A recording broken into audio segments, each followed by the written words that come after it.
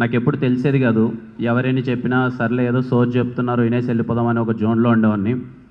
ఎప్పుడైతే రీసెంట్గా మా అన్న రోడ్ యాక్సిడెంట్లో చనిపోయాడు. ఆ రోజు ఈవినింగ్ నేనేదో మా అన్నతో మాట్లాడుతున్నాను సరదాగా. మీ ఇద్దరం చాలా క్యాజువల్గా మాట్లాడుకుంటున్నాం.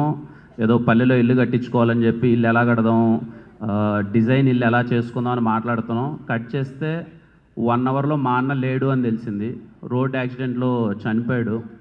నాకేం అర్థం కాలేదు, పిచ్చి ఎక్కిపోయిందనమాట. ఆ రోజు నుంచి ఈ రోజు వరకు భయం. కారులో కూర్చోగానే స్టీరింగ్ పట్టుకోగానే ఎగ్జిలేటర్ ఎంత తొక్కాలి, ఇంతకుముందు కార్ ఎక్కగానే తొక్కేద్దాం, అస్సలు ఇలా ఒక్కసారి కార్ స్టార్ట్ అయిపోతే స్పీడ్ మంది 60 to 80 వెళ్ళిపోవాలి, 100 టచ్ అవ్వాలి, 120 టచ్ అవ్వాలి, 140కి వెళ్ళిపోవాలి అనుకునేవాడిని. ఇప్పుడు కార్ ఎక్కగానే చాలా జాగ్రత్తగా, ఎందుకు వచ్చింది ఇప్పుడు, ఎంత స్పీడ్లో వెళ్తాం అన్నది మ్యాటర్ కాదు, బతకాలి కదా ఫస్ట్, అయితే ఎదుటి వాళ్ళని బతికించాలి కదా అనే ఒక జోన్లో చాలా బాధ్యతగా తెలియకుండానే, ఇందాక మేడం గారు అన్నట్టు మనకు మైండ్కి విత్తిన్ అది మన మైండ్కి తెలిసిపోవాలి మనం ఏం చేయాలన్నట్టు. నాకు మా అన్న చనిపోతే కానీ అర్థం కాలేదు.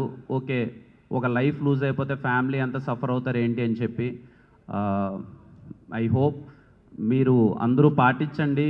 ఎందుకంటే నేను చెప్తున్నాను కదా, ముందు చాలా అల్లరి చిల్లరగా ఉండేవాడిని. ఎవరైనా ట్రాఫిక్ పోలీస్ కానీ ఇక్కడ పట్టుకుంటున్నారంటే, ఏం బంజారా హిల్స్ పట్టుకుంటే మాకు జూబ్లీ హిల్స్ నుంచి వెళ్ళడం రాదా, లేకపోతే ఈ రూట్ నుంచి వెళ్ళడం రాదా అని చెప్పి అతి తెలివిలన్నీ ప్రయత్నించి వెళ్ళిపోవాళ్ళని.